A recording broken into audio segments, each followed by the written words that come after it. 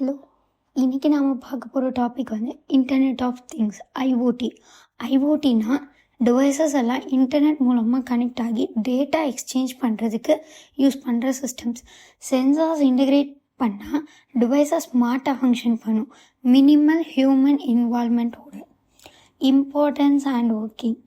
IoT systems எஃபிஷியண்ட்டாகவும் இன்டெலிஜென்ட்டாகவும் மாற்றும்.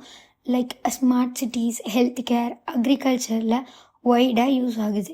ஒர்க்கிங் ப்ராசஸில் சென்சார்ஸ் டேட்டா கலெக்ட் பண்ணும், இன்டர்நெட் மூலமாக ட்ரான்ஸ்மிட் பண்ணும், டேட்டா ப்ராசஸ் ஆகும்.